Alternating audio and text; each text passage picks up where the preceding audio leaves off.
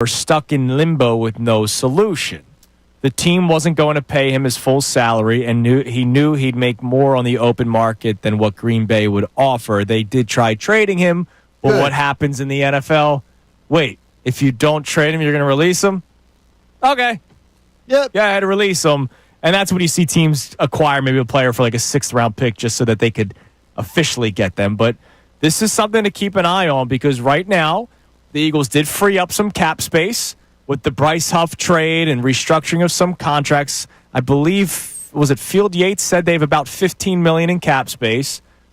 And there's now not a report about Trey Hendrickson. Somebody from NFL.com. Just saying it would be a perfect fit. Yeah, did the 7 trades they'd like to see, and Trey Hendrickson would be one of them. And, of course, one of the reasons is always, it's Howie Roseman. Better hope he doesn't go the Commanders. You would hope not. Yeah, that'd be bad. And they have more space than the Eagles. That would be concerning. And then Jaire Alexander, just recently, within the past hour, was released by the Green Bay Packers, and you have a need at corner. For the people that are ready to hand the keys over to Keely Ringo, that's cool. I don't know what you're basing it off of, You're basing it off of wishing and hoping. Yeah.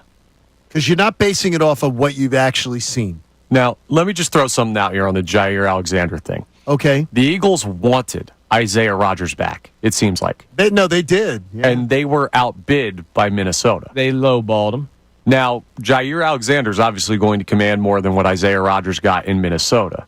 I think he's a better player. Yeah. He is a better player, absolutely. I mean, but he's a Pro Bowler. Is there any worry that the Eagles won't be able to be in the market because we've seen them shed salary this offseason? No, it's not I'm not worried about whether or not they're in on whether they can afford him. If it's true what I've been told, that he wants to go to a winner. Now, I'm going to say, this person says to me, he doesn't want to end up with like a Carolina Panthers young team rebuilding type of He's a free situation. agent. He can pick wherever he wants to go now. So if that's true, that limits his options. Yeah, I'm just throwing out that the Eagles' offseason strategy to this point has been anti-making a move like this. It doesn't mean they won't for this player, but just something that we got to keep in mind. Have we learned that some of that's true and some of that isn't true? The way Chauncey Gardner-Johnson has been very open about the whole reasoning, it being contract issues. Like, I agree that there's some players, and look, they weren't going to bring Dallas Goedert back on the original contract. They had to rework the deal, but that's not anything crazy. That's not anything new, reworking a contract of an old aging player that gets hurt a lot. I think, too, the Eagles believe in some of their young players, as they should. They have to be prepared to pay some of their big-name players like Jalen Carter. But some of it may have just been they didn't rock with Chauncey Gardner-Johnson. I think the Dallas Goedert situation, though, also, too. I think part of it, he got a little humbled. Yeah, I think so. By seeing the marketplace that he was out there and every team could have a chance to get him. And yeah, I think you're right. And so, and that doesn't mean he's not a fantastic player. Yeah. But I'm glad it worked out the way that it did for the Eagles. Good for him that he's back. Yeah, we're all happy he's back. So I think the Eagles would be willing to pay. They have the money for it. The question is, do they want to do like a 3-year deal with him or not? Right? Like, I don't know when it comes to their plans moving forward, that I'll start thinking a little bit about, but we'll see. I mean, it's a position where, like, I see responses right now. I believe Gunner, it was either Haley or Gunner, posted a question on the Fanatics Twitter account. Not a poll, just a question. It seems to be a Hendrickson. A lot of people responding with Hendrickson and that he's the bigger need. Yeah, I understand the lack of depth and veteran presence on the edge, but I can say the exact same thing about corner.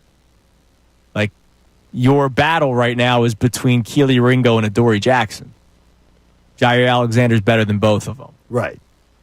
And you also have to worry about the safety who's going to be helping them out over top, and that's either a rookie or a fireball in Sidney Brown that makes a lot of mistakes.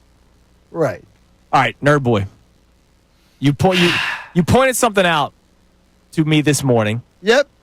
About if the Eagles are missing Nakobe Dean. Okay, now I'm trying to find a good silver lining for you. Because I do believe when Adam Schefter just threw that out there last week. Yeah, on Wednesday. It didn't seem like he was just throwing something out that he could start the season on the pup list. Yep. That didn't seem like something he could, like, it came off his tongue too easily.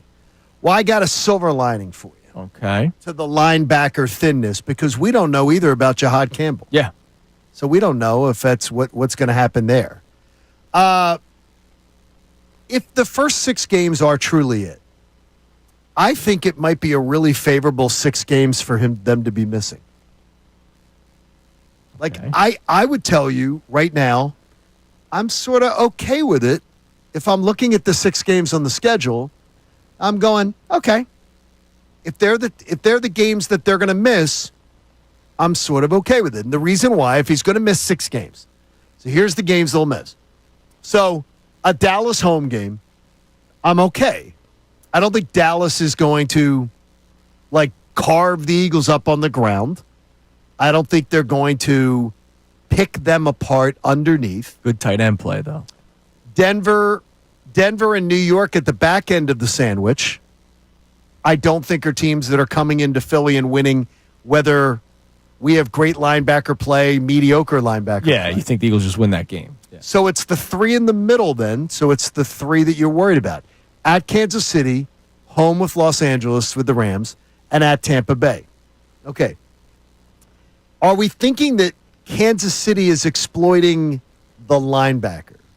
Yes. Because if Travis Because Kelce, who's covering Travis Kelce? right? Well, it could be DeJean, or it could be a linebacker, or it could be a safety. But for the most part, it's going to be a safety. Right? Could be, yeah. Yeah, Depending on We, what we game. weren't covering depending on- Travis. We weren't covering Travis Kelce with linebackers. No.